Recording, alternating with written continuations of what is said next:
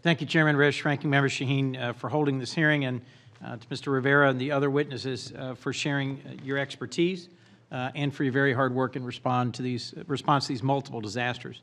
As I think other members of the committee have already said, that my thoughts and prayers go out to the victims, to the businesses, to the families, to the communities that have been devastated by multiple hurricanes now in the Virgin Islands and Puerto Rico and Florida and Texas.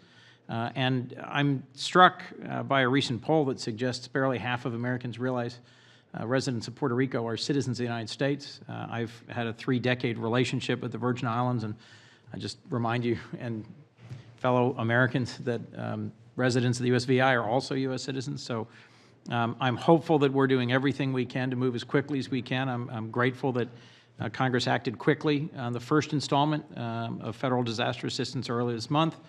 But I think there's more we can and should do. So let me turn to a couple questions for you.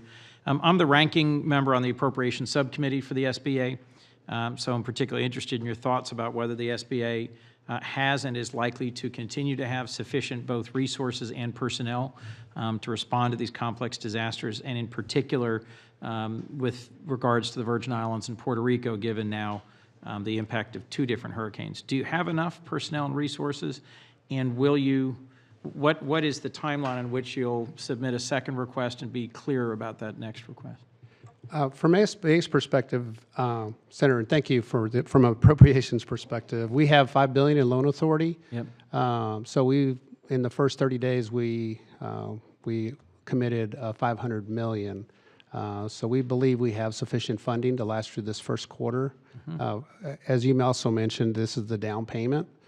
So internally, what we're doing is we're strategizing to see what the dynamics of the 3 major disasters we have here in front of us and what additional funding will be needed. And so we're working that internally, and we'll provide that information when that assessment's completed. Could you tell me a little bit about how you're coordinating with both FEMA and HUD? Because in other complex disaster response situations, making sure SBA is fully integrated into that response is one of the most important things to making sure you're effective. Yes, sir, absolutely. So we're not a first responder, but we're on the ground immediately with FEMA. SBA co-locates at every location that FEMA opens in a disaster recovery center. We're at the Joint Field Office. If we open up a business recovery center, we invite FEMA to also come with us, because there's opportunities where there's a homeowner that may come into a business recovery center that we can still leverage that relationship back and forth. We also have a real good relationship with HUD.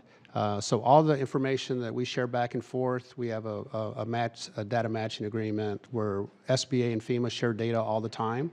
And then when HUD comes in with their assistance, they have the ability to look at everything that FEMA's provided and SBA's provided. Do you have business recovery centers open and operating in the Virgin Islands? We have 3 staff on the Virgin Islands, but we're in that same situation where we're working closely with FEMA, and we're starting to figure out strategically where do you go in the neighborhoods and what neighborhoods are most severely impacted, and that's been the strategy. But if I can, this is really response, and we're part of the recovery team, so we're just trying to hit the nexus between where response ends and where recovery starts. And in Puerto Rico? We have approximately 25 staff. We actually had staff on the ground when Maria hit that were there for the prior disaster, and they sheltered in place, but everybody's accounted for.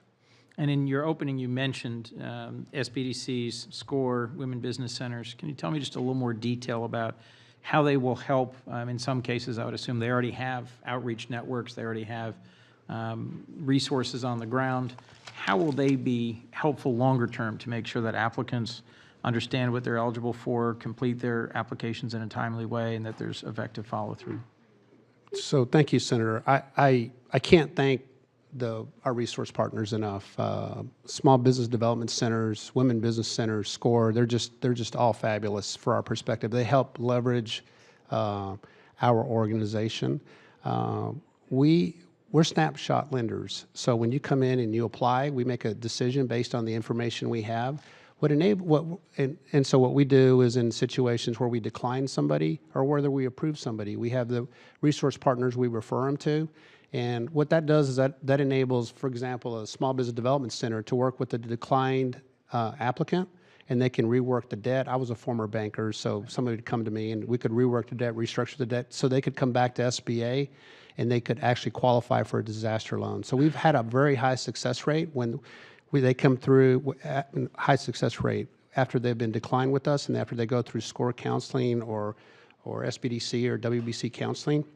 When they come back to us, their debt's been restructured, and they can actually, we can actually make a loan back to that disaster business. That was very helpful. Thank you, Mr. Rivera. Thank you, sir.